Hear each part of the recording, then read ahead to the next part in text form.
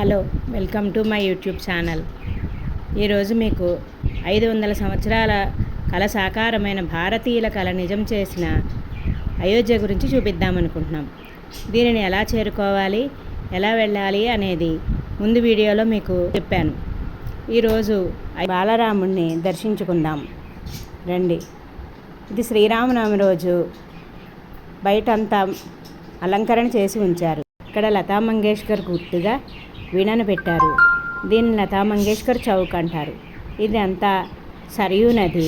ఇక్కడ అందరూ స్నానాలు చేసి రాముల వారిని చూడటానికి వెళ్తారు. ఈ బయట అంతా కూడా చూడండి.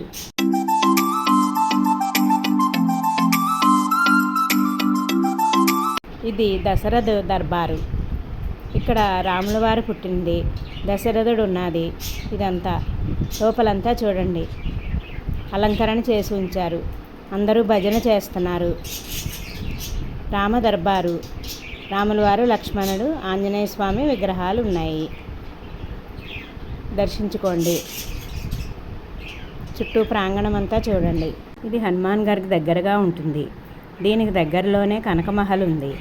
ఈ కనకమహల్ సీతమ్మవారికి వివాహం జరిగినాక కైకేయి మాత సీతమ్మ వారికి కానుకగా ఇచ్చారు. వివాహం జరిగిన తర్వాత సీతారాములు ఇక్కడే ఉండేవారు. సీతారాముల విగ్రహాలు, శ్రీరాముల వారి పాదాలు ఉన్నాయి. ఇక్కడి నుంచి 15 కిలోమీటర్ల దూరంలో భరతకుండ అనేది ఉన్నది. ఈ భరతకుండలో రాముల వారి పాదాలను పెట్టుకొని భరతుడు రాజ్యపాలన చేశాడు.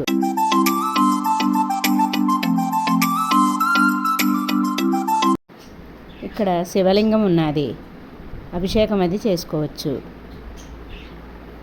ఇది సరోవరంలా ఉంది. దీనిని భరతకుండ అని అంటారు. చుట్టూ అవంతా ప్రాంగణం ఉన్నది. ఇక్కడ కూడా స్నానం అది చేయడానికి ఉన్నది. ఇది రాముల వారి పాదాలు. దర్శించుకోండి. చుట్టూ ప్రాంగణం ఇది. ఇక్కడ సీతారాముల విగ్రహాలు ఉన్నాయి. దాని లోపల కిందకు మెట్లు దిగి లోపలికి వెళ్తే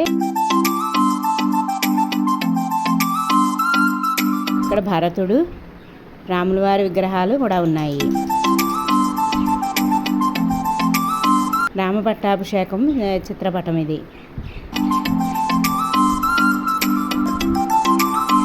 భరతుడి విగ్రహము.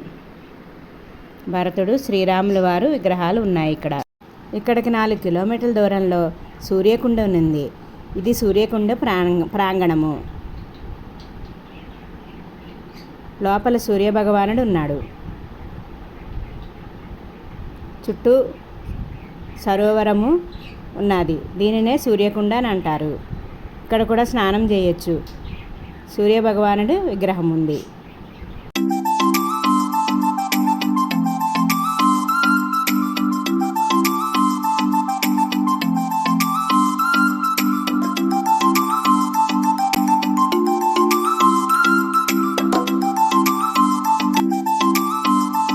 ఇవన్నీ అయోధ్యలో దర్శించుకోవాల్సిన ప్లేసెస్.